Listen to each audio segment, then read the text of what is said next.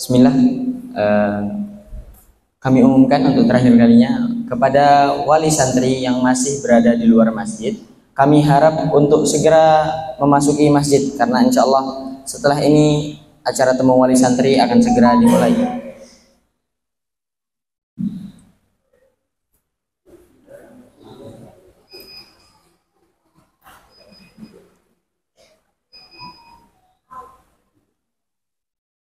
Bismillah, sebelum memulai acara kami mohon kepada bapak-bapak dan ibu-ibu yang sudah hadir di masjid bisa menuju ke tengah agar lebih lebih mudah dijangkau. Tidak menang kami.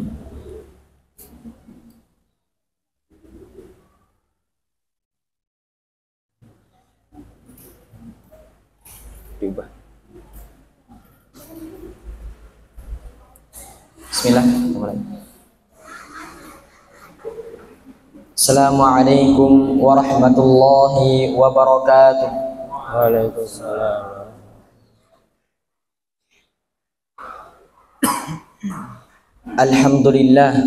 Alhamdulillahilladzi kana bi'ibadihi khabiran basira. Tabarakalladzi ja'ala fis samaa'i buruja wa ja'ala fiha sirajan wa qamaran munira. Ashhadu an la ilaha illallah wahdahu la syarika lah wa ashhadu anna Muhammadan abduhu wa rasuluh alladzi ba'athahu bil haqqi basyiran wa nadhira wa da'iyan ila al haqqi bi idnihi wa sirajan munira. Allahumma salli alaihi wa ala alihi wa sahbihi wa sallim tasliman katsiran, amma ba'd.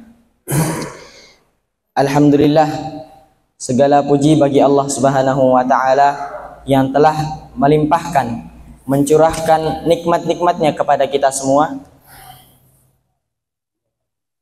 yang dengan nikmat tersebut kita dapat berkumpul di masjid yang insya Allah berkahi ini dengan keadaan sehat walafiat. Yang kedua kali, salawat beserta salam kita curahkan kepada Nabi Muhammad sallallahu alaihi wasallam yang telah mengorbankan darahnya, peluhnya agar kita bisa merasakan nikmatnya Islam dan iman hingga yaumul qiyamah nanti. Untuk mempersingkat acara, kami selaku pembawa acara ingin membacakan susunan acara temu wali santri ini. Yang pertama yakni pembukaan, yang kedua tilawatul Quran, yang ketiga sambutan, yang keempat laporan dan rencana pendidikan, yang kelima dialog, yang keenam doa dan penutup, yang terakhir pembagian rapot per kelas. Untuk mempersingkat waktu, langsung saja mari kita buka acara ini dengan membaca basmalah. Bismillahirrahmanirrahim.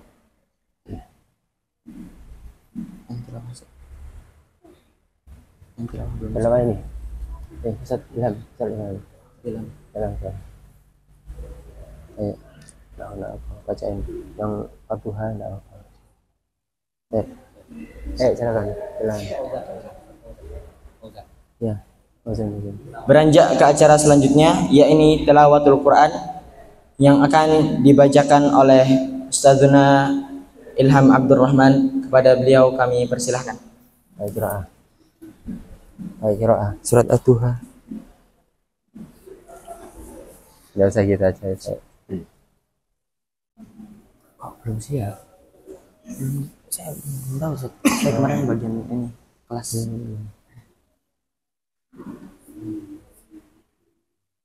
Yang pendek tapi qiraah.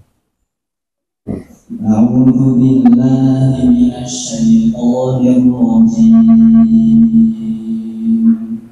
Innal ladzina yatluna kitaballahi wa aqamus salata wa anfaqu mimma razaqnahum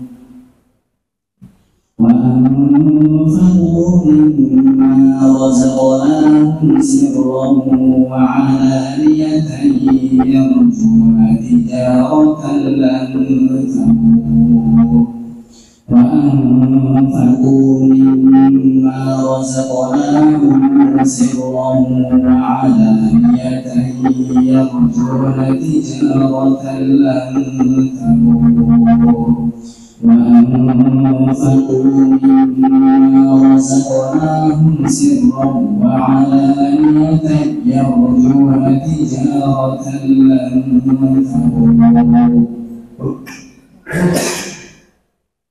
إن الذين يتلون كتاب الله وأقاموا الصلاة وأنفقوا مما رزقناهم سرا وعلانية يرجون تجارة لن تبور ليوفيهم أجورهم ويزيدهم من فضله ليوفيهم أجورهم ويزيدهم من فضله ليوفيهم أجورهم ويزيدهم من فضله ليوفيهم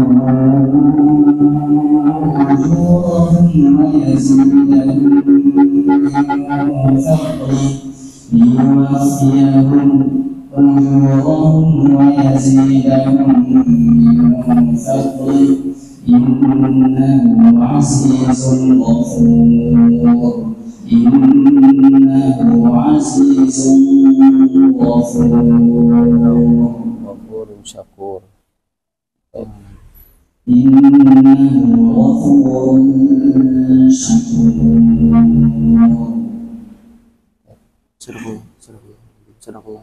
Bisa langsung dulu.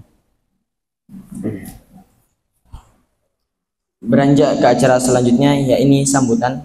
Sambutan yang pertama akan disampaikan oleh Mudirul Ma'had Ustadzuna Abdillah. Kepada beliau kami persilahkan. Ya. Bismillahirrahmanirrahim. Assalamualaikum warahmatullahi wabarakatuh. Waalaikumsalam. Alhamdulillahirabbil alamin. Alladzi bi ni'matihi shalihat. Nahmaduhu wa nasta'inuhu wa nastaghfiruh wa na'udzu billahi min shururi anfusina wa min sayyiati a'malina. May yahdihillahu fala mudilla lahu wa may yudlil fala hadiya lahu. Asyhadu an la ilaha illallah, asyhadu anna Muhammadan 'abduhu wa rasuluhu la nabiyya wa la rasula ba'da. Allahumma shalli wa sallim ala habibina wa syafiina rasulillah Muhammad sallallahu alaihi wasallam wa ala alihi wa ashabihi wa man wala wa la haula wa la quwwata illa billah. Alhamdulillah, kita bersyukur kepada Allah SWT dengan segenap rasa syukur atas nikmat iman Islam, nikmat kesempatan, nikmat kesehatan, nikmat keamanan, sehingga di pagi yang berbahagia ini kita diberikan kesempatan untuk bisa bermuajah di sini, berkumpul untuk membahas, membicarakan perkara yang sangat penting dalam Islam, yakni tentang generasi muslim. Salam serta salam semoga terlimpah kepada junjungan kita Rasulullah SAW. Beliau sosok yang senantiasa gelisah, khawatir, memikirkan keadaan umatnya, sehingga di akhir kata beliau yang dipikirkan adalah umati. Bapak Ibu, para asatid yang dirahmati Allah SWT, tentu menyempurnakan rasa syukur adalah kami sampaikan tahiyah kepada jenengan semua atas kehadirannya di majelis yang sederhana ini. Sebetulnya momennya agak langka, saya agak aneh begitu, agak aneh di momen pagi ini. Biasanya kalau adatnya selama ini momen penjemputan santri itu biasanya gemeruduk gitu. Jadi paling semangat itu orang tua datang itu kalau jemput santri. Tapi saya ini agak aneh ini. Ini kelihatannya orang tua lagi tidak bergairah jemput putranya.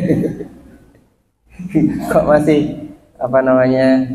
Jadi kita ini berazam di pagi hari supaya segera pulang. Saya yakin kalau anak-anak saya tanya tadi subuh pembekalan sebelum kepulangan itu hari ini hari berbahagia atau hari sedih? Bahagia. Kenapa bahagia? Karena mau pulang. Saya sedih gitu. Saya sedih mikirkan nanti tanggung jawab kalian gitu. Ya, tapi kelihatannya kebahagiaan anak-anak itu belum gayung bersambut ini. Atau jangan-jangan masih di perjalanan ya. Ya mudah-mudahan insya Allah diberikan kemudahan semua untuk bisa sampai di tujuan. Kami sampaikan ahlan wa sahlan atas kehadiran panjenengan semua di tempat yang mudah-mudahan diberkahi oleh Allah SWT ini, yang sama-sama mudah-mudahan ada kecintaan kita dikarenakan mudah-mudahan di sini tempat putra kita ditempa menjadi anak-anak yang lebih soleh, lebih baik. Bapak Ibu yang dirahmati oleh Allah, ini momen temu wali santri ini momen rutin yang kita laksanakan setiap semester, walaupun ini tidak cukup mewakili untuk menyambung nilai atau menyambung visi tentang bagaimana kita mendidik anak-anak kita. Tetapi ada keyakinan yang sama, ada keyakinan dari kita bahwa orang-orang beriman ini frekuensinya sudah sama. Tidak perlu banyak-banyak diberikan sinyal, frekuensinya sudah sama. Karena al-arwah junudun mujannadah. Roh ini selalu saling menopang ya, saling mencari pasangannya. Dan orang beriman ini sinyalnya sudah kuat. Kalau orientasinya kepada Allah sudah selesai. Sebelum kami sampaikan lebih lanjut untuk pembukaan ini, sebelumnya kami azamkan untuk temu wali santri kali ini kita full tim dari para mas'ul yang alhamdulillah pada pagi hari ini insya Allah lengkap, kurang satu saja. Kita di pertengahan semester kemarin ada perubahan komposisi SDM. Alhamdulillah, yang pertama Allah takdirkan mas'ulnya masih tetap saya selaku mas'ul di Ma'at ini. Kemudian alhamdulillah di tahun ini kita kedatangan dari alumni BH yang sudah selesai proses menuntut ilmunya di Yaman dan di Style di IAT. Yang pertama adalah Ustadz Abdurrahman, Ilham Abdurrahman. Beliau alumni Yaman, alhamdulillah dengan karunia rahmat Allah SWT sudah menuntaskan qiraah asroh mutawatirah itu ya, dari Yaman, dan mudah-mudahan sekarang waktunya untuk berkhidmah ilmunya untuk adik-adiknya. Yang kemudian ada Ustadz Sabit Amin Fuadi, hari ini izin dikarenakan ada hajat yang memang harus beliau pulang lebih awal kemarin. Alhamdulillah sudah qiraah sab'ah yang insya Allah akan memperkuat kualitas proses pembelajaran tahfidz. Kemudian di sebelah lagi ada Ustadz Usama, ini wajah lama yang mengalami rejuvenasi, gitu ya, penyegaran kembali peremajaan. Jadi Ustadz Usama beliau ini tergolong perintis di Ma'at kita ini dan saat ini mendapatkan amanah sebagai kepala MTS, Kepala Madrasah Sanawiyah Darul Hijrah. Kemudian ada wajah baru beliau, yakni Ustadz Wes NU, gitu namanya. Ustadz Wes NU siapa? Ustadz Wes NU Aditomo. Jadi tidak usah khawatir. Jadi kita ini pondok NU karena sudah Wes NU, Wisnu namanya. Wisnu, Wes NU. Jadi yang khawatir di sini Ustadz Wisnu Aditomo, tapi ada nama hijrahnya Abu siapa Ustadz? Abu Faz. Abu Ghafur. Abu Faz. Abdul Ghafur. Karena Wisnu karena nama dewa, jadi ganti Abdul Ghafur, julukannya lakopnya. Beliau mendapatkan amanah alumni Style juga. Beliau mendapatkan amanah sebagai kepala MA, Kepala Madrasah Aliyah. Kemudian di sebelah kami selanjutnya ada Ustadz Aris Rahman Arifai. Beliau juga tergolong perintis, bergabung di sini mulai dari kurus dan bujang, sekarang sudah mengembang ke samping. Begitu sudah berputra satu. sekarang mendapatkan amanah sebelumnya sebagai kepala asrama MTS. Insya Allah di semester baru besok sebagai kepala kampus, jadi sebagai kepala kampus Darul Hijrah. Jadi ya bertanggung bahasanya Pak RT-nya Ma'had, Pak RT-nya Ma'had begitu. Nanti digantikan oleh Ustadz Wafi sebagai kepala asrama MTS. Kemudian sebelahnya lagi ada Ustadz Fauzan. Saat ini beliau mengampu sebagai kepala kesantrian MA. Tapi insya Allah di semester ini berakhir, nanti diganti dikarenakan beliau melanjutkan studinya di Malaysia. Alumni angkatan ketiga. Kepala asrama SMA MA nanti Ustadz Sabit yang tadi qiraah Sabah tadi. Begitu. Kemudian beliau Ustadz Abdul Abdur ini juga kepala asrama program takhusus. Begitu. Insya Allah nanti beliau akan menyampaikan beberapa hal yang perlu disampaikan dari kami seperti itu. Kemudian melengkapi sambutan ini, temu wali santri kali ini kita ada hal-hal yang perlu disampaikan terkait perubahan nantinya yang akan berlaku di semester 2 dalam rangka peningkatan kualitas layanan pendidikan di Darul Hijrah, terkhusus di program-program yang memang kemarin kita evaluasi belum bisa kita laksanakan yang baik. Ke depan nantinya akan ada 3 program yang sempat kita sampaikan sebelumnya ditemu wali santri tahun ajaran baru, dikarenakan masih menunggu SDM dan macam-macam sehingga semester kemarin belum bisa berjalan. Yang kita azamkan semester ini karena alhamdulillah sudah komposisi SD-nya sudah terpenuhi, sudah ada. Yang pertama adalah program takhasus. Program takhasus ini program yang mengkhususkan kepada pendidikan tahfidz dan diniyah. Begitu. Sehingga terseleksi alhamdulillah kemarin sudah berjalan program ini insya Allah disampaikan. Kemudian adalah program akademik. Jadi program akademik ini program yang nanti mengantarkan anak didik kita ini kepada pelajaran umum. Jadi PTN kemarin ada kuesioner ke anak-anak, kira-kira apa yang dikehendaki. Jadi ada 3, cuma kita tambahkan 1, walaupun anak-anak tidak ungkapkan. Yang satu, anak-anak yang orientasi pendidikannya adalah kepada diniyah, ulumuddin, tahfidz dan diniyah. Yang kedua PTN, perguruan tinggi negeri. Yang ketiga adalah luar negeri, orientasinya ke luar negeri, entah itu ke pendidikan agama atau pendidikan umum, karena sebagian dari anak-anak ada yang ke Turki. Dan yang keempat ini yang tidak disampaikan, tapi ini cukup keberadaan, cukup eksistensinya ada. Dan kalau tidak ditanya adalah ini kadang yang muncul masalah ini di anak-anak ini, yakni keterampilan atau kejuruan, kewirausahaan. Jadi ada anak-anak kita ini memang kalau pendidikan diniyah, akademik kurang, tapi kalau di lapangan bagus. Nah ini yang kita sampaikan kemarin yayasan untuk difasilitasi. Insya Allah seperti itu gambaran yang di depan. Kemudian akan ada perubahan kultur. Akan ada perubahan kultur di sini terkait jadwal yaumiyah. Setelah kita laksanakan program takhasus kemarin ini, ternyata kita screen barusan tingkat kelulusan imtihan tahfidz di Bangka ini masih jauh.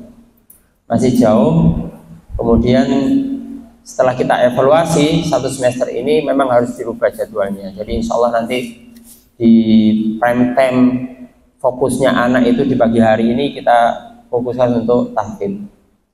Akan ada perubahan jadwal yaumiyah yang insya Allah kita informasikan.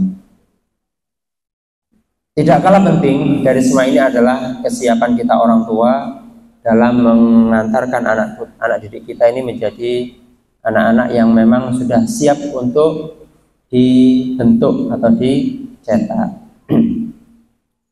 Terkait program nanti insya Allah disampaikan oleh teman-teman yang sudah hadir di sini. Adapun menyempurnakan kebaikan keberkahan ini, tetap kita sampaikan wasiat tentang tarbiyah, bagaimana kita mempersiapkan anak didik kita sehingga sebagaimana yang kita harapkan. Ada hikmah yang luar biasa yang terkenal, yang insya Allah sudah paham jenengan, sudah banyak mendengar kisahnya, tapi ada baiknya senantiasa kita ulang-ulang terkait bagaimana Abul Anbiya Nabi Ibrahim alaihissalam dalam visi-visi beliau dalam mendidik anaknya, sehingga siap dengan segala keadaannya. Yang pertama adalah beliau ini, Nabi Ibrahim ini punya prinsip mencintai anak ini karena Allah, bukan karena kasih sayang dia, bukan karena kepentingan pribadinya. Di sini diuji bukti kecintaannya kepada anaknya karena Allah dengan Nabi Ismail ini diperintahkan untuk apa? Disembelih, dan beliau ikhlas itu melaksanakan itu. Jadi anaknya dicintai bukan karena sayangnya sendiri, tapi karena Allah. Sehingga ketika ada kewajiban yang lebih besar, beliau ikhlaskan itu.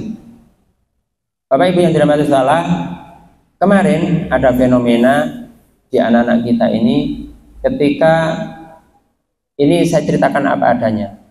Di kejadian baru-barusan ini, mungkin bulan apa? November atau Desember November akhir. Itu ada anak yang ketika dipanggil oleh ustadznya ini tidak taat, tidak segera hadir. Bahasanya kalau kita ini bahasanya membangkang gitu ya.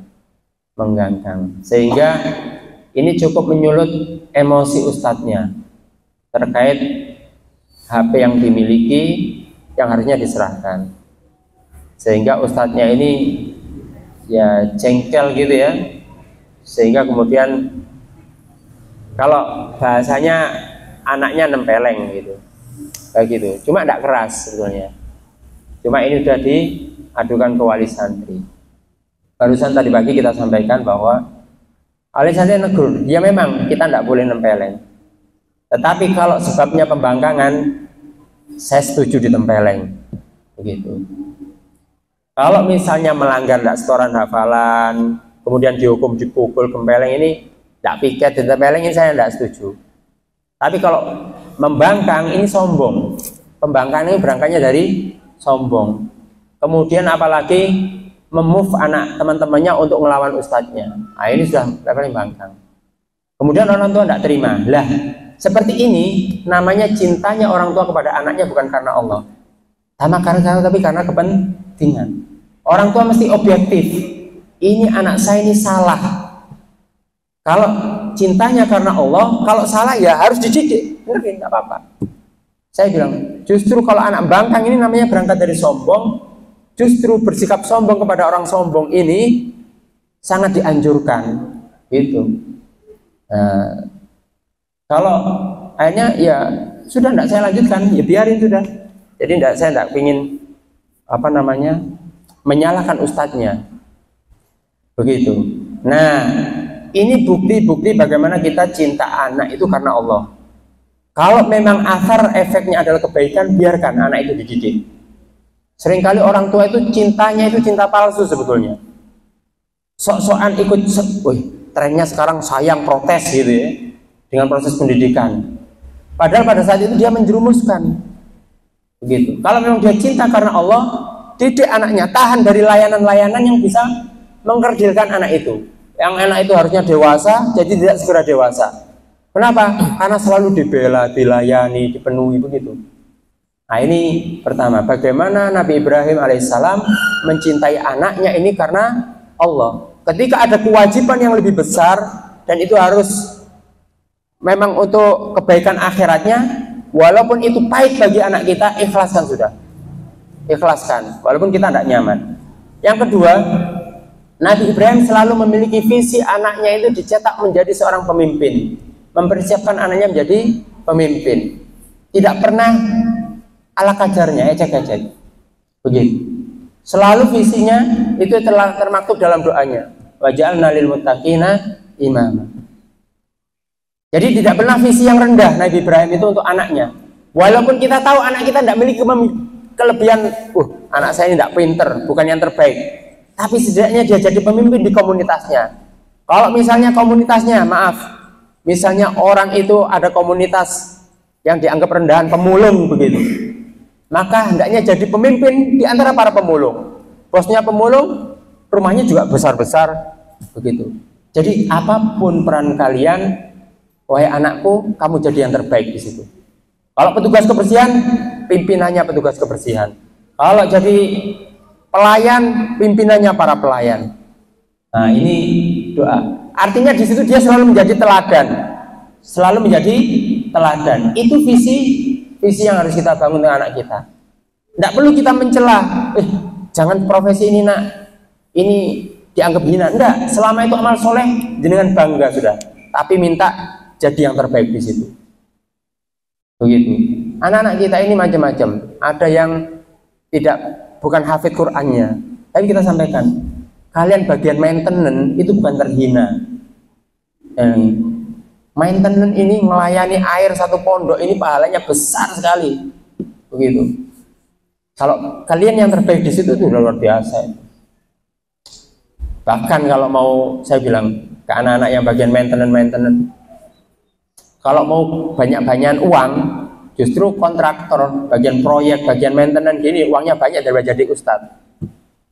Paling tinggi gajinya ustadz di Yaman berapa? 500.000. Itu bersanad. 500.000 Yaman doktor. 500.000 rupiah atau Yaman? Di Yaman itu doktor Kiroa Asroh. Halo, Assalamualaikum. Itu bayarannya di Yaman 500.000 rupiah. Kalau dirupiahkan, bayang. Sedangkan yang di kontrak-kontrak, makanya jangan pernah merasa kerdil. Memang mungkin di komunitas ini hari Senin kelihatannya tidak keren, tetapi di komunitas lain kalian menemukan tempatnya. Hanya kami yang penting di tempat yang tepat, di komunitas yang tepat, gitu. Turunnya. Kemudian Nabi Ibrahim, yang terpenting lagi berikutnya adalah untuk mempersiapkan keluarganya, turunannya jadi orang yang sukses adalah memilih istri yang solihah, bukan solih ya, memilih istri yang solihah. Tidak sembarangan cari istri. Kalau belum solihah gimana? Ya dibikin solihah. Siapa yang bisa bikin solihah? Bapaknya lah. Lagi MC gitu, suaminya. Jadi betul karakter anak itu sangat copy paste dari ibu. Nah, Nabi Ismail dari Bunda Hajar. Kalau lihat Bunda Hajar, bagaimana solihahnya Bunda Hajar itu kelihatan ketika disuruh hijrah ke Lembah Baka. Nabi Hajar disuruh hijrah ke Lembah Baka, sami'na wa atokna, nerima tidak protes, selama perjalanan tidak pernah tanya. Di Quran itu baru tanyanya setelah diturunkan, mau ditinggal. Baru tanya, saya apakah mau ditinggal di sini? Apa kau tega tinggal saya di sini? Nggak jawab Nabi Ibrahim. Artinya ketika berangkat itu belum tahu Nabi Bunda Hajar ini mau diajak kemana. Oh ini luar biasa. Kalau suami sudah membuat roadmap pendidikan, jenengan bapak-bapak ini mesti punya visi anaknya, roadmap pendidikan, disampaikan ke istrinya melu wae. Wes. Nurut saja sama roadmap. Disampaikan ternyata baik, sudah ikuti. Kalau kurang baik ajak diskusi, udah sepakat, udah ojo malah mali. Biasanya ibu itu malah mali. Kok kayak gini ya? Kok kayak gini? Begitu. Silakan roadmap pendidikan, visi pendidikan keluarga itu ada di bapak, silakan dibuat. Istri taati. Istri taati. Insya Allah anaknya tidak bingung. Tapi kalau malah mali, anaknya yang bingung. Yang keempat, Nabi Ibrahim senantiasa mengajarkan keimanan dan ketaatan. Ini saya kurang setuju dengan pendidikan-pendidikan yang menjanjikan hadiah. Nah, kalau kamu ini kasih hadiah, walaupun itu boleh sah-sah saja, tapi orientasinya jadi transaksional. Kalau bisa bahasakan dengan keimanan, ketaatan. Nah, kalau nanti kamu tahfidz, nanti kamu mudah kuliahnya, lulus kuliah jalur mana, jadi TNI jalur ini. Tidak usah bahasa seperti itu. Nanti ini yang nyalahin niat. Tapi kembalikan, nak, kalau kamu bersungguh-sungguh menghafal Al-Quran, Allah kabulkan permintaanmu. Nah, ini kembalikan kepada Allah. Permintaan Allah dimudahkan. Sebagaimana riwayat Tirmidzi, orang yang disibukkan masuk Al-Quran itu, siapa yang disibukkan dengan Al-Quran, tidak ada waktu bagi ahlul Quran untuk berdoa, sebagaimana berdoanya orang-orang yang punya waktu banyak, maka dia akan diberikan oleh Allah balasan atau permintaan sebagaimana orang-orang lain berdoa. Begitu. Jadi orang yang sudah habis waktunya dengan Al-Quran, dia tidak sempat doa, tapi dia mendapatkan kemuliaan, kebaikan dari orang lain yang berdoa itu. Ada yang berdoa minta harta, Ahlul Quran diberikan. Ada yang minta tentang kemudahan urusan, Ahlul Quran diberikan. Begitu. Artinya diyakinkannya adalah kembali kepada Allah, bukan janji kita. Nah, kalau kamu cerita sudah berujus, nanti tak kasih ini, tak belikan ini. Nah, ini rasional.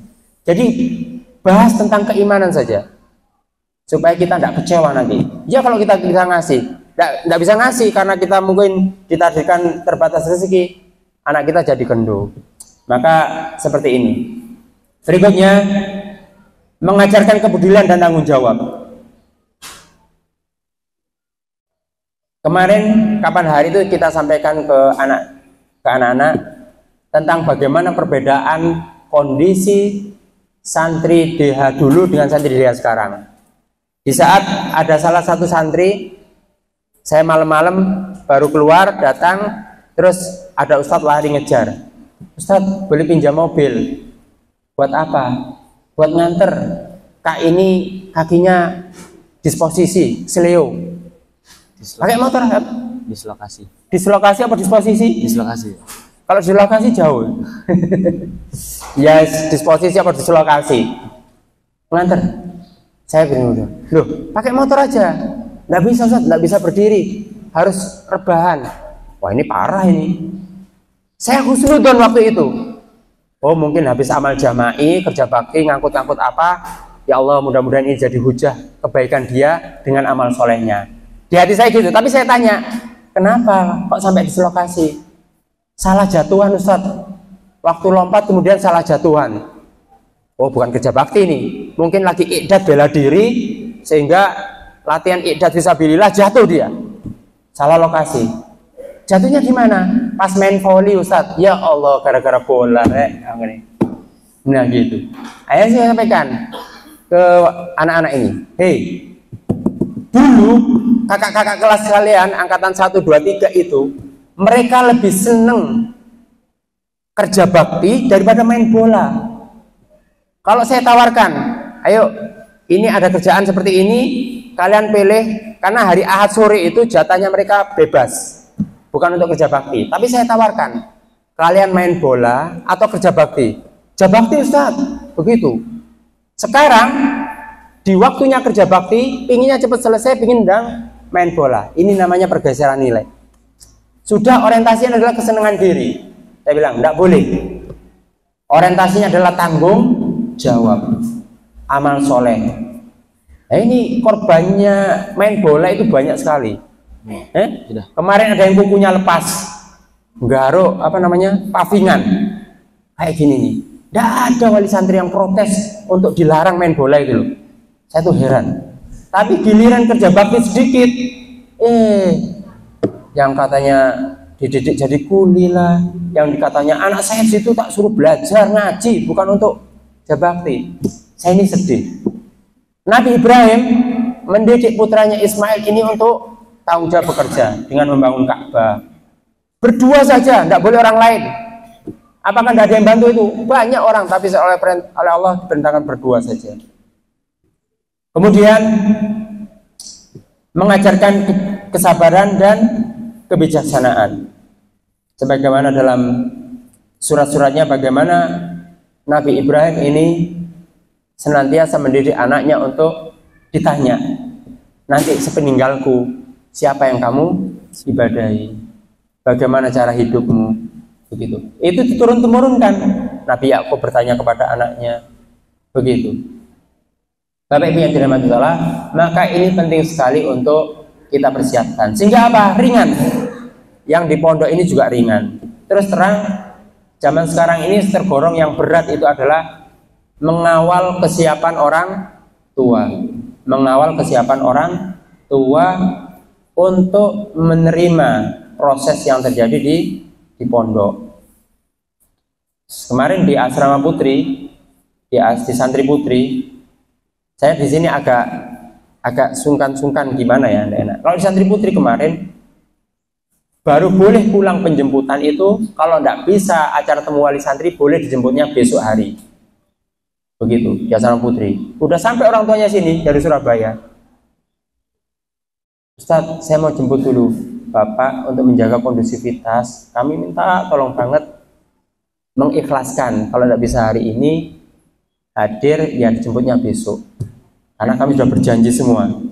Begitu ya. Ya, di sini karena belum kondusif kita masih gitu. Akhirnya orangnya pulang lagi, tuntaskan urusannya hari ini, besoknya berangkat lagi hari Senin jemput putranya. Itu apa? Karena yang paling berat dalam pendidikannya adalah ketika pendidikan komunal adalah kedisiplinan dan ketertiban. Disiplin tertib itu mahal sekali. Mau santrinya, mau ustadznya kalau bikin tidak disiplin, tidak tertib, gitu, harus tindak keras. Kami kira itu mudah-mudahan di pembukaan ini ada faedah yang kita dapatkan sebagai nasihat untuk saya pribadi, untuk panjenengan semua. Mudah-mudahan putra-putra kita ini diberikan kemudahan. Tadi sudah kita wasiatkan kepada anak-anak 3 perkara. Ada 2 hadis, 3 perkara yang menjadi kewajiban kalian. Ketika Rasulullah SAW ditanya oleh sahabat Abdullah bin Mas'ud, amal apa yang paling dicintai oleh Allah SWT? Yang pertama adalah as-sholatu ala waktiha, sholat tepat waktu. Nah ini di rumah ini sholat tepat waktu itu mudah atau ringan? Jawabannya, pilihannya mudah ringan. Jawabannya berat. Berat. Yang kedua adalah birrul walidain. Kenapa saya khawatir saya beli seneng kalian di sini daripada pulang ke rumah?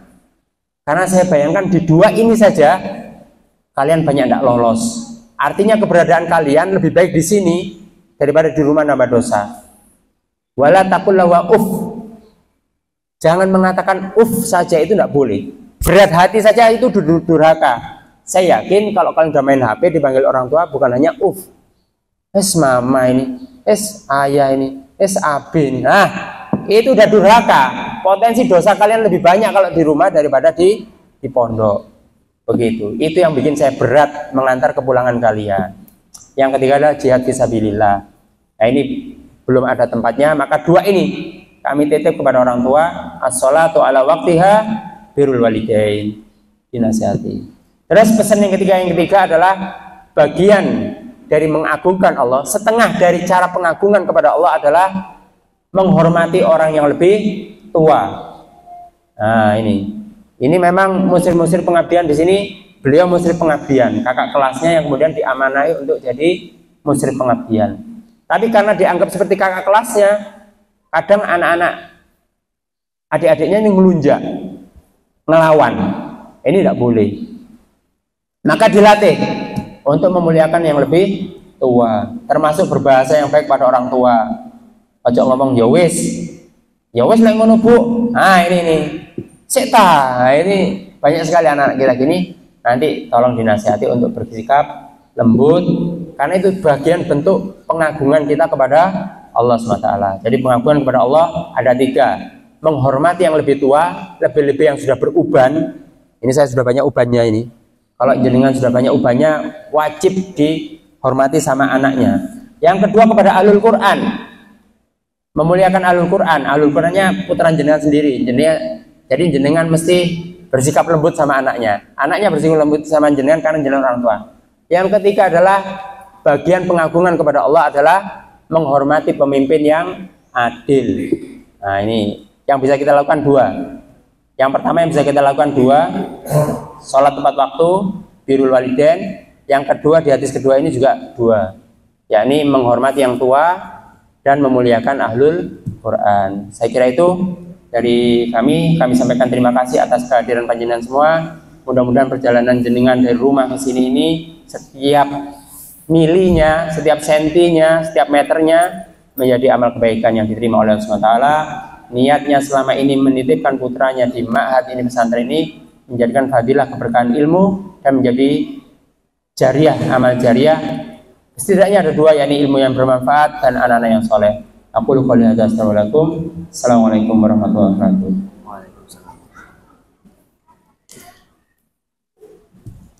Kemudian beranjak ke acara yang ketiga, yang keempat, yakni laporan dan rencana pendidikan. Laporan dan rencana pendidikan yang pertama akan disampaikan oleh Lajnah Tahfidz yang akan dipandu oleh Ustazuna Ilham Abdurrahman. Kepada beliau kami persilakan.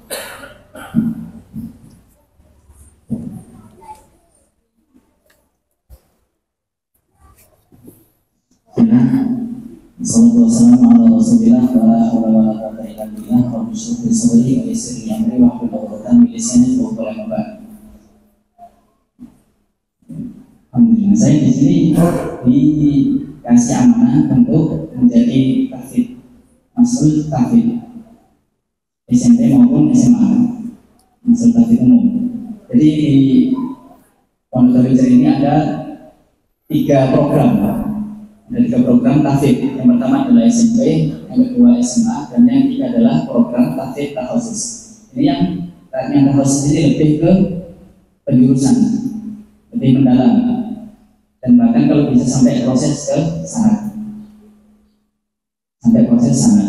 Baik, untuk SMP targetnya adalah 15 juz.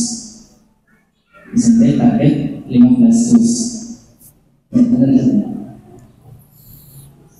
Untuk SMA sama, apabila ada lanjutan dari SMP yang santri yang ingin lanjut ke SMA, maka lanjut dalam kondisi sehingga 30 juz selesai. Adapun yang sekolahnya mulai dari SMA tetap targetnya 15 juz.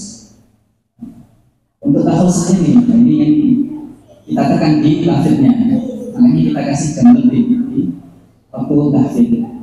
Nah, alhamdulillah sekarang mayoritas ada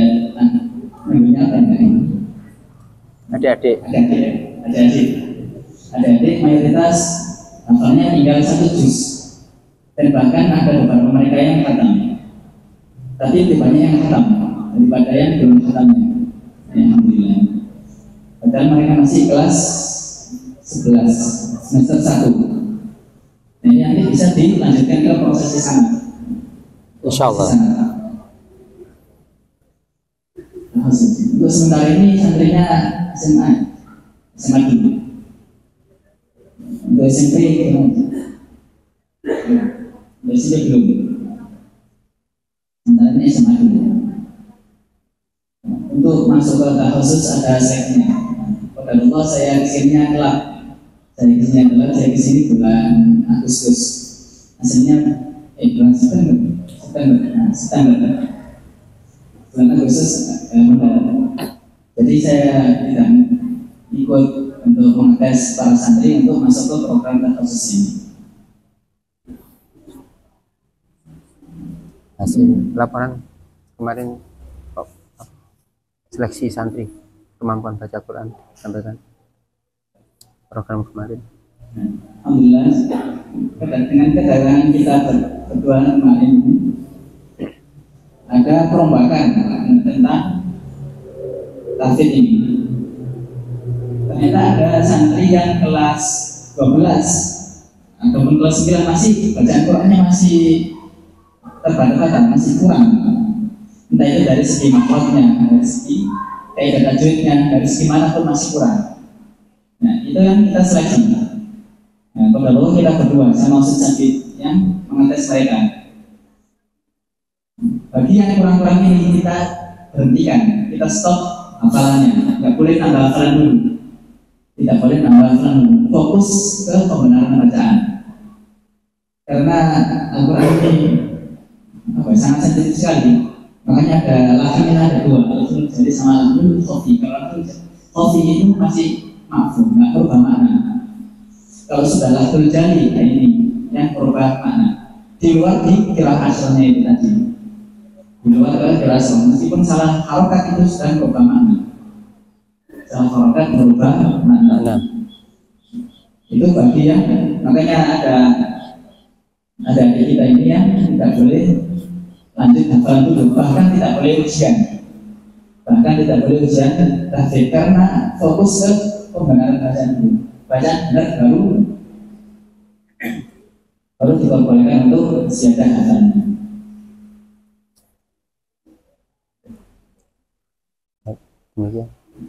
Apa kalau jawab? Mungkin itu saja dari saya, karena saya baru pertama kali di sini ngomong di depan bapak-bapak, dan ibu-ibu. Dan ibu-ibu, ini jujur saya gemeteran. Paling ibu-ibu plus belum nikah.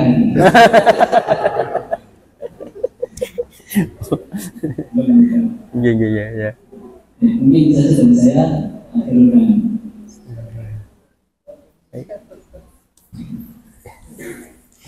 Promosi ini. Selanjutnya akan disampaikan oleh Kepala Sekolah Ahad MA. Asrama dulu. Terserah. Asrama dulu. Selanjutnya akan disampaikan laporan dan rencana pendidikan dari Kepala Asrama MA yang akan disampaikan oleh Ustadz Fauzan Azim. Kepada beliau kami persilahkan. Terus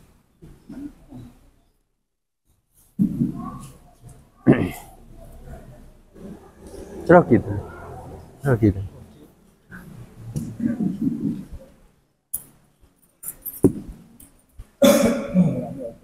Assalamualaikum warahmatullahi wabarakatuh. Waalaikumsalam. Alhamdulillah, wassalatu wassalamu ala asyrofil anbiya'i wal mursalin wa ala alihi wa ashabihi wa man tabi'ahum bi ihsanin ila yaumil din. Langsung saja pembahasan intinya untuk penjelasan program pesantren dan kesiswaan di MA Pondok Pesantren dan Kementerian 2 Pasuruan.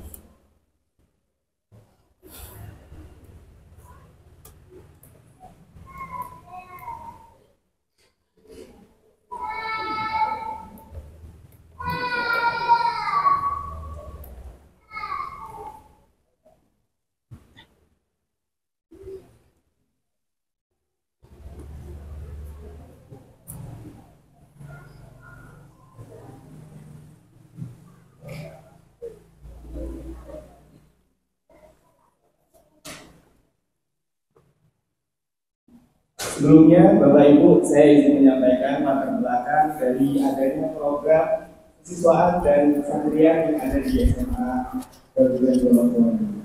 Jadi, pondok pesantren Darul Ulum ini didirikan untuk mencetak generasi Islam yang berakhlak mulia, berilmu dan berjiwa mimpi. Nah, di dalam ini ada dua program. Pertama, program pesantren yang dirancang untuk menanamkan nilai-nilai Islam dalam kehidupan sehari-hari terutama dan sama. Sementara program kesiswaan berfokus pada pengembangan potensi akademik, kepemimpinan, dan keterampilan santri. Nah, dari kedua program ini, kolaborasi kedua program ini bertujuan menciptakan santri yang seimbang dalam spiritualitas, intelektualitas, dan sosial, sehingga mampu menjadi generasi Qurani yang berdaya saing global dan berkontribusi bagi masyarakat banyak. Kita lanjut ke visi misi dari program yang ada di pesantren dan kesiswaan. Visi misinya mencetak generasi Qurani yang berilmu dan berjiwa memimpin. Kemudian misinya membina akhlak dan karakter Islami, mengembangkan kompetensi akademik dan keterampilan. Kemudian yang ketiga, mendorong kreativitas santri dan prestasi santri. Kemudian yang keempat, menanamkan jiwa kepemimpinan dan kepedulian sosial. Yang terakhir, memberikan latihan kepemimpinan dan life skill. Jadi program yang kita terapkan di pesantren di kesiswaan memiliki visi dan misi yang sudah kita atur dari awal. Untuk program pesantren pertama, membawahi tahfidz Al-Quran dan Dirasah Islamiyah. Dirasah Islamiyah itu diniyah di asrama. Kemudian yang kedua, ada leadership kepemimpinan dan basic Quran atau panduan. Yang ketiga, ada kegiatan sosial dan pendirian santri. Kemudian program kedua, ada program kesiswaan, yaitu pendidikan karakter. Kemudian ada kompetisi formal dan informal serta non akademik. Yang ketiga ada ekstrakurikuler. Kemudian yang terakhir untuk SMA ada pembinaan untuk stabilitas. Yang pertama untuk tafsir Al-Quran tadi sudah dijelaskan oleh Ustaz Abdul sebagai penanggung jawab di bagian tafsir Al-Qurannya. Kita lanjut ke program selanjutnya. Leadership, kepemimpinan, dan Baitul Quran untuk Aliyah. Fokus utamanya dari leadership, kepemimpinan, dan Baitul Quran atau panduan adalah untuk mencetak pemimpin Quran yang berakhlak dan kompeten serta berkontribusi untuk umat. Jadi di situ kita melatih mereka bagaimana mereka bisa memiliki sikap pemimpin yang baik ketika mereka sudah lulus. Mereka punya bekal yang disiapkan dari sekarang sehingga mereka setelah lulus siap. Kemudian pendukungnya, faktor pendukungnya ada pemberian amanah. Kalau di SMA ada pemberian amanah berupa organisasi santri di kelas 11 dan kelas 12. Atau OSIS, kalau di sekolah-sekolah luar mungkin bahasanya OSIS. Nah, kalau di sini diberi di kelas 11 dan kelas 12. Di situ mereka bisa belajar bagaimana tanggung jawab sebagai seorang laki-laki terutama. Yang dimana laki-laki itu identik dengan seorang pemimpin, terutama pemimpin buat diri sendiri dan untuk keluarganya ke depannya. Nah, maka dari itu kita berikan mereka wadah dan pelatihan itu dari semenjak kelas 9 SMA ini. Kemudian keunggulan dari program yang ada ini adalah membentuk pemimpin Qurani yang berkarakter unggul. Kemudian mereka akan merasa dari inovatif, kemudian berkontribusi nyata dalam masyarakat. Kemudian ada kegiatan sosial dari Kemandirian Santri. Jadi fokus utamanya membentuk santri yang peduli sosial, tanggung jawab dan mandiri. Untuk kegiatannya yang di Aliyah sangat beragam sekali. Jadi untuk Bapak Ibu, karena ini judulnya laporan ya.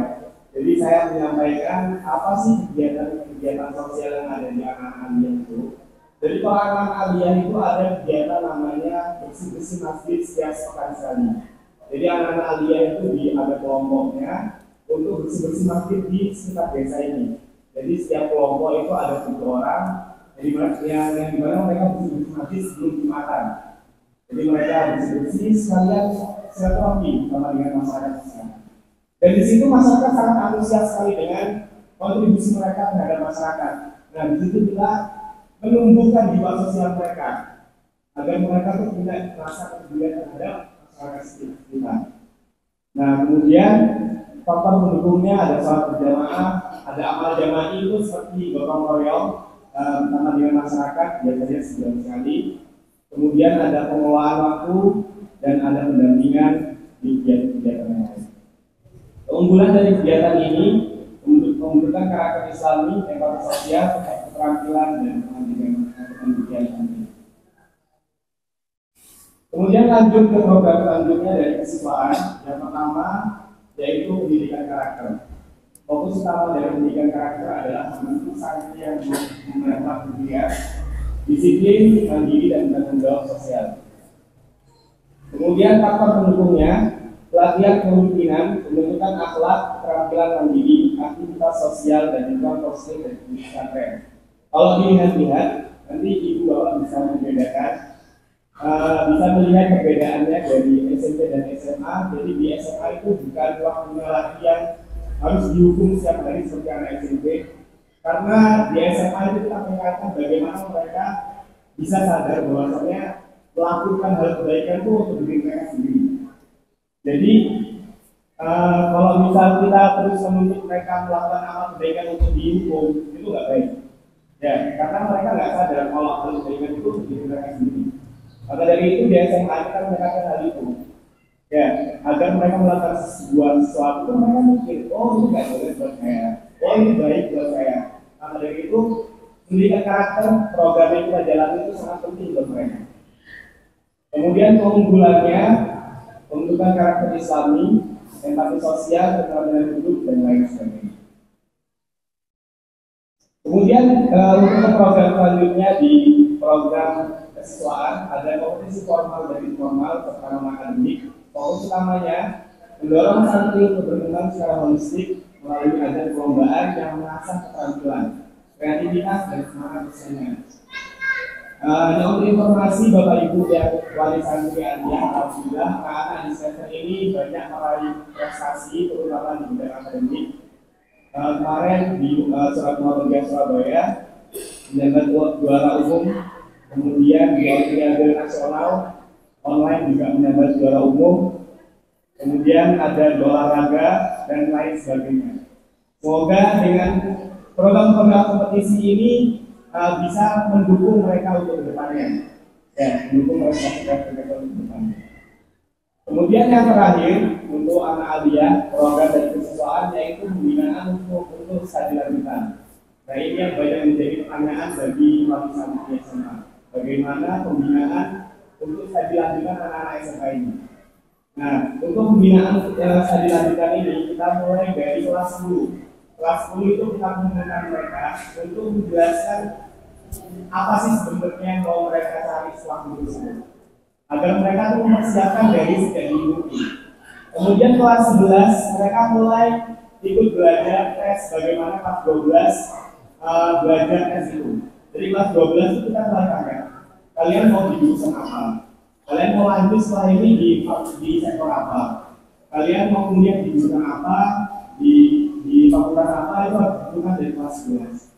Dan dari yang sudah saya lakukan, kelas 11, kelas 12 itu masih banyak yang bingung.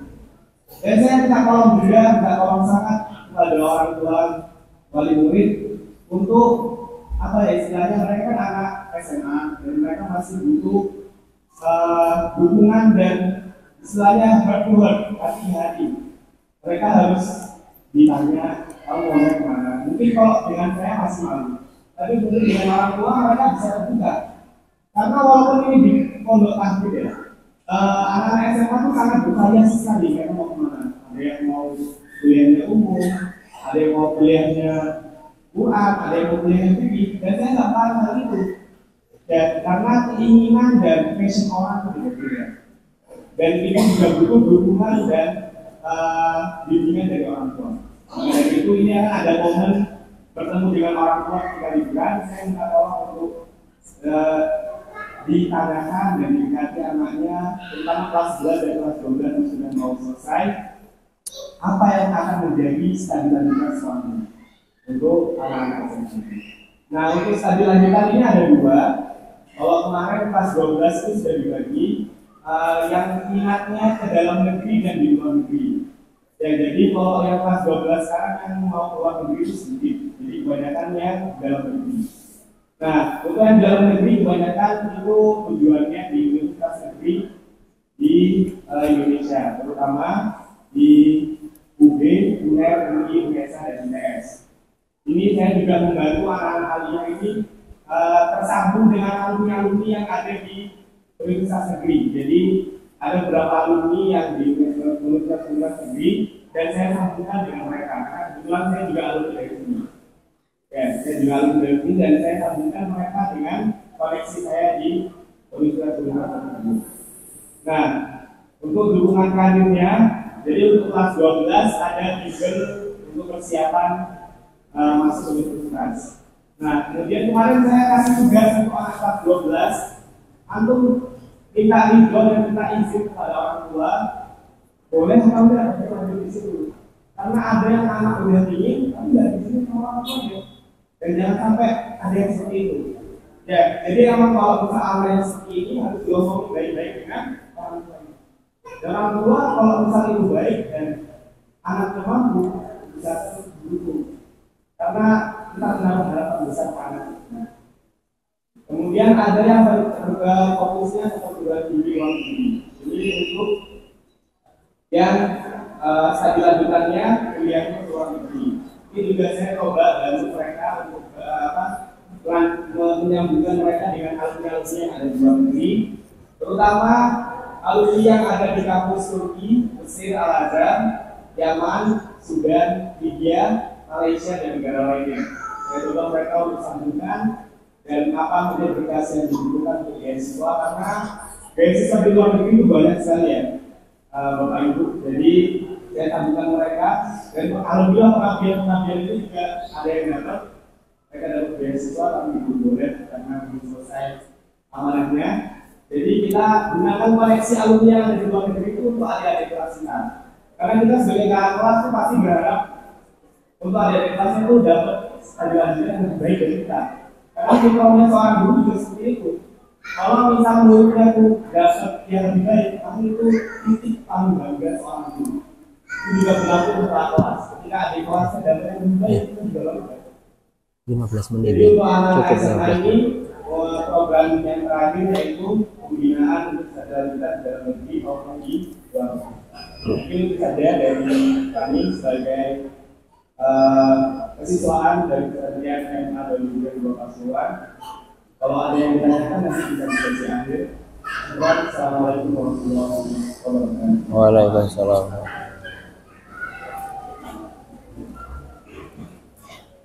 Langsung saja menuju kepala asrama MTS. Tafadhal Ustazna Haris.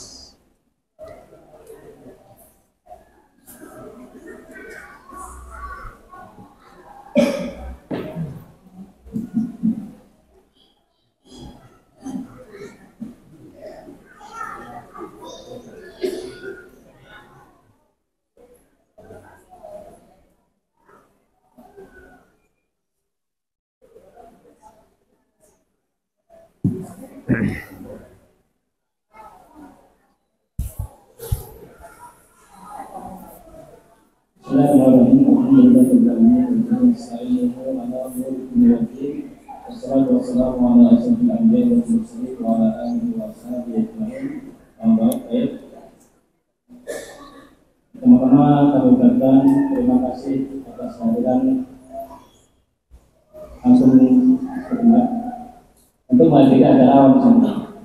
Di sini insyaallah kami di sini selaku perwakilan dari MTS, divisi MTS, kami mau menyampaikan program kerja yang selama ini sudah berjalan. Baik, kita mulai saja program kerja divisi asrama MTS tahun ajaran 2024-2025.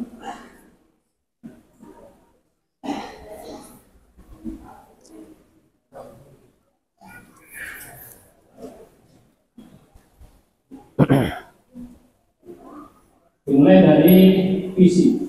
Visi kita adalah mencetak kader pemimpin dari Al-Quran paham as-sunnah dengan visi yang mendukung, yaitu membangun potensi dasar fitrah anak didik berdasarkan Al-Quran dan as-sunnah. Kemudian nomor 2, memandu anak didik untuk menghafal Al-Quran, juga memberikan bekal bahasa, rutin dan praktek. 4, mentarbiah anak didik untuk mengamalkan Islam dalam kehidupan keseharian di masyarakat. Nomor 5, memberikan latihan kepemimpinan, manajemen dan disiplin. Kemudian proper kita, yaitu yang pertama membuat tata tertib dan peraturan asrama yang berlaku diberlakukan untuk seluruh santri dari Indonesia. Dan ini sudah berjalan alhamdulillah. Kemudian nomor 2, pengadaan mutaba'ah yaumiyah. Ini sudah kita jalankan dari awal semester, yang mana nanti mutaba'ah yaumiyah ini akan direkap menjadi rapot pesantren atau rapot asrama. Mungkin bisa kita kasihkan.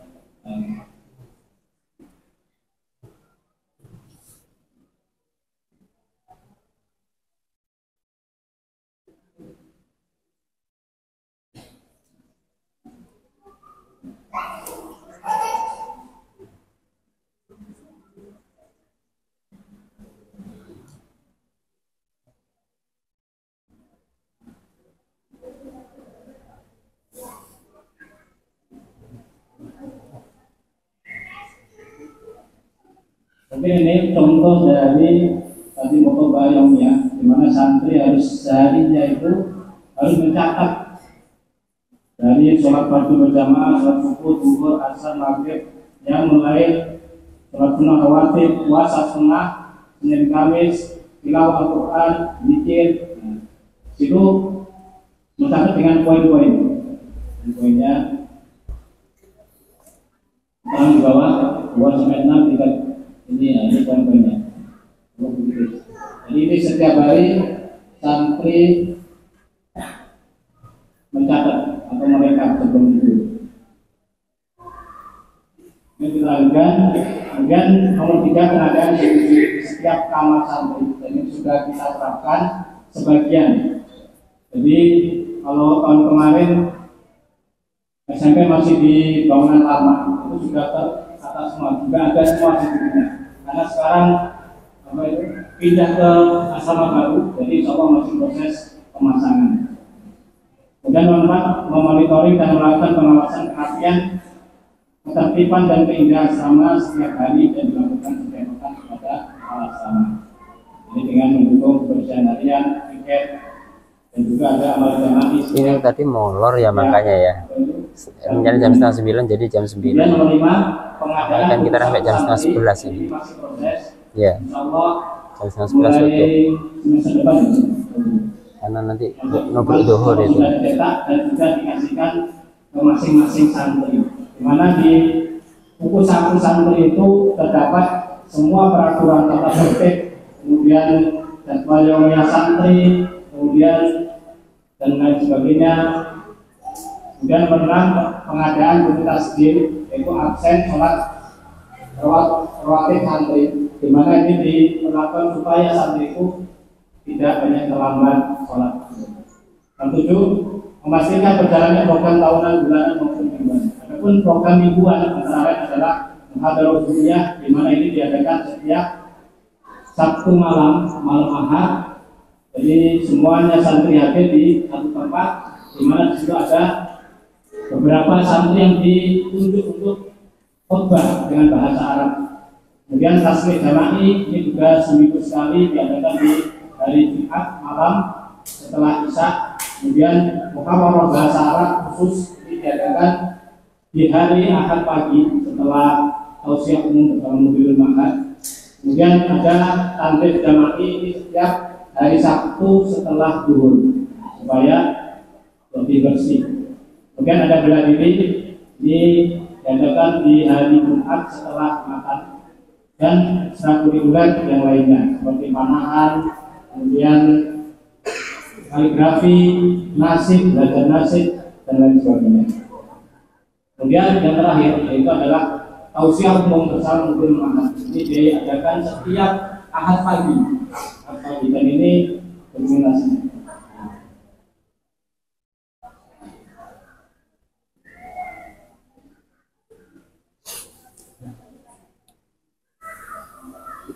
Kemudian untuk berikutnya itu program bulanan antara lain. Ada di situ pertama berkuda, kemudian futsal, berenang, cooking class, dan ini semua insya Allah sudah berjalan sama. Kemudian program tahunan antara lain mukoyamah di pantai, mukoyamah di gunung, dan mukoyamah di pantai biasa kita lakukan di semester awal. Mukoyamah di gunung biasa kita lakukan di akhir semester. Kemudian yang terakhir ada lima seperti kemarin yang sudah kita lakukan barusan di SMA di Jatimpak. Dan ini juga SMA. Kemudian sekarang membahas tentang jadwal harian santri. Itu dari jam 2 sampai jam 3 bangun santri, kemudian yang mulai persiapan sholat subuh, zikir sobat, halaqah tahfidz pertama diadakan setelah subuh sampai jam 6, kemudian tiket, bersih diri, sarapan dan berangkat sekolah. Kemudian KPA dilakukan dari jam 7 sampai jam setengah 12. Kemudian ada halaqah lagi tilawah yang diadakan habis sholat zuhur sampai jam 1. Kemudian setelah jam 1 makan siang, istirahat, sampai asar. Halaqah kedua diadakan setelah sholat asar sampai jam setengah 5. Cukup ya. Kemudian dilanjut dengan tiket dan bersih diri, persiapan sholat dan berangkat ke masjid untuk sholat maghrib. Setelah maghrib itu ada taklim kita yang musolin sampai isya. Kemudian sholat isya, makan malam, belajar malam, mutolaah belajar untuk pelajaran besoknya. Kemudian setelah itu ada apel malam, isi buku mutolaah tadi dan persiapan tidur. Kemudian itu. Selatnya Ustaz Aris masih banyak ini. Kemudian berikutnya kok cepat? Kami mau menyampaikan SOP yang berkaitan dengan santri. Yang pertama, perizinan keluar mahar. Yang ini seringkali menjadi problem, di mana santri-santri kita fasilitasi untuk telepon, setelah telepon itu mesti orang tua menghubungi para muridnya. Izin begini, anak saya sakit, anak saya, dan kita lebih tahu sebenarnya bagaimana sakitnya. Nah, kemudian untuk itu maka kami tekankan SOP-nya di sini sudah tertulis dan sudah disepakati oleh Hukum Mahar. Yang pertama, mendapat izin dari kepala asrama dengan bukti tanda tangan. Kalau sekarang bisa ya benar dulu, sudah diizinkan baru berangkat, bukan berangkat dulu baru izin di sini. Ya. Kalau sudah di sini kita mau nolak itu sungkan biasanya. Tapi kalau sudah kita sampaikan gini, mau nggak mau ya kita tolak. Nomor 2, wali santri wajib mengisi buku tamu wali santri di kantor tatkala menjemput dan mengantar Anda. Jadi wali santri tatkala sudah diizinkan untuk menjemput Anda entah itu sakit ataupun agenda lainnya yang sudah diizinkan. Jadi tidak langsung ke asrama, jadi langsung ke kantor saja. Jadi beberapa ada yang kami dapati wali santri langsung ke kamarnya atau santri, itu tidak sesuai syariat karena pintu kita itu pertama ke kantor, bukan langsung ke asrama santri. Jadi tidak sesuai. 3, perizinan hanya diberikan dengan alasan A. Sakit dan perlu perawatan intensif setelah mendapatkan rekomendasi dari pengasuh atau dokter. Jadi tatkala ada santri sakit, itu sebenarnya kita bawa ke puskesmas terdekat. Kemudian kita sosialisasikan kepada dokternya bagaimana, apakah ada penanganan lebih lanjut atau tidak. Kalau misalnya dokter itu sudah ini harus lebih lanjut, maka pasti kita punya laporan. Tidak mungkin kita sembunyikan. Tatkala belum ada daripada si dokter untuk pulang misalnya, atau harus ke spesialis tertentu, maka kita yang merawat dulu. Kemudian ini sakit dan perawatan intensif, musibah dalam keluarga atau meninggal itu boleh pulang. Dengan kalimat ulus saudara kandung dengan bukti surat undangan berupa fisik maupun tutur. Kalimat safar bagi orang tua berlaku hanya sekali saja, entah itu keberangkatan atau kedatangan itu diperbolehkan. Kalimat surat saudara kandung dengan bukti juga surat undangan atau bukti fisik maupun di foto. Untuk perizinan selain yang disebutkan di atas, maka harus mendapat izin khusus dari kepala asrama atau yang nggak jelas. Dan wajib minta surat izin keluar. Untuk santri yang sudah diizinkan untuk keluar, maka harus ada surat izinnya. Dan itu harus dibawa kembali tatkala kembali ke mahar. Tentang SOP penanganan santri izin pulang atau izin keluar. Karena SOP penanganan santri sakit. Jadi satu santri yang sakit wajib lapor ke bagian kesehatan atau profil kamar. Yang masing-masing, insya Allah kita sudah fasilitasi dan musuh itu dekat di depannya masing-masing kamar itu sudah ada musuhnya. Kemudian penanganan santri yang sakit, yakni diberikan obat yang telah disediakan pondok, paracetamol dan lain sebagainya. Untuk perawatan pertama oleh divisi kesehatan. Jika dalam waktu 3 hari belum ada perkembangan, santri yang sakit akan dibawa ke puskesmas atau klinik terdekat. Jadi Bapak itu nggak usah khawatir kalau misalnya ada orang tua anaknya telepon kemudian sakit, itu harus tabayun dulu ke musyiknya. Apa benar ini sakitnya begini? Karena asapnya tidak ada.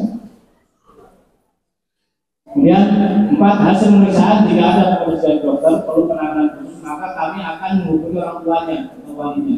5, sebaliknya jika hasil pemeriksaan tidak ada rekomendasi dari dokter perlu penanganan khusus, maka akan ditangani oleh pihak pondok. Untuk santri yang diperkenankan pulang, maka wajib minta surat ke bagian pesantren. Kemudian SOP kiriman santri, kiriman barang. Kiriman oleh santri bisa melalui jasa pengiriman atau diantar langsung. Barang kiriman dititip di pos security dan dipersiapkan langsung meninggalkan area mahar tanpa harus masuk ke lingkungan mahal. Batas waktu kiriman atau titipan sampai jam 8 malam. Karena setiap kiriman diberi nama lengkap, Ananda jika tidak diberi nama, aku tidak bertanggung jawab. Semua barang kiriman akan dicek terlebih dahulu oleh Murabbi kamar sebelum diberikan ke Ananda. Kiriman barang terlarang akan disita, pakaian, barang elektronik, uang tunai, instan, dan lain-lain yang dilarang oleh pondok. Orang tua atau wali santri dilarang memesankan buku, sopir food, dan sejenisnya. Kecuali kalau yang luar pulau yang tidak pernah disambangi, tidak pernah dikunjungi, maka diperbolehkan. Kemudian SOP penelponan. Telepon dimulai dari jam 12.30 atau habis zuhur sampai selesai, yaitu sholat asar. Setiap santri diperbolehkan telepon dengan maksimal durasi 10 sampai 15 menit, tidak boleh lebih. Santri wajib telepon melalui handphone yang telah ditentukan sesuai kelompok masing-masing. Setelah mendapatkan SMS atau pemberitahuan, silakan balik santri untuk telepon Ananda sesuai urutannya kelompok. Santri mengantri terlebih dahulu sesuai urutan kelompok masing-masing. Santri menerima telepon dan berkomunikasi di tempat yang telah disebutkan. Kalau di sini di teras kamar. Jadwal penelponan setiap 2 pekan sekali. Kalau tidak ada perubahan, insyaallah kalau jadi berubah untuk semasa depan bisa seminggu sekali. Jadi seminggu sekali kalau ada telepon.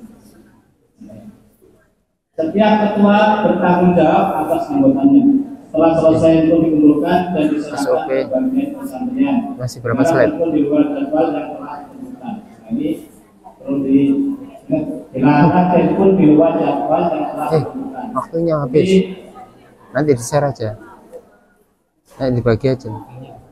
Coba nanti untuk penegasan pen ini nanti dikirim ulang untuk masing-masing.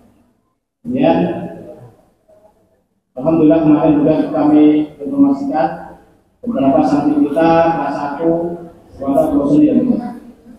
Ini ada Safi kelas 1, kemudian ada Katan itu suara 2 tinggi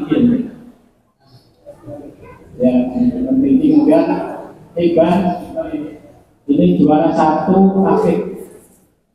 Kalau Safi itu juara 3 lomba pidato bahasa Inggris.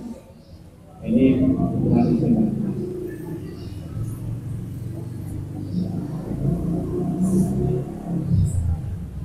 Kemudian yang terakhir, mungkin itu yang perlu diperhatikan tentang barang bawaan santri Dawidah Salam tatkala kembali ke Mahat.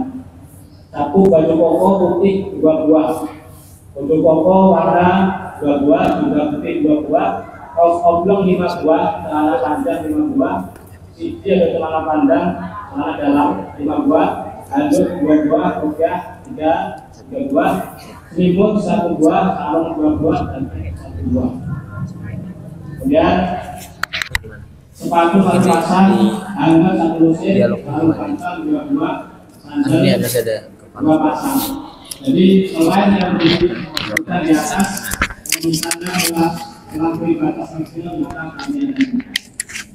Jadi nanti bisa dikumpulkan ke Anda masing-masing supaya tidak membawa barang bawaan. Kemudian untuk anak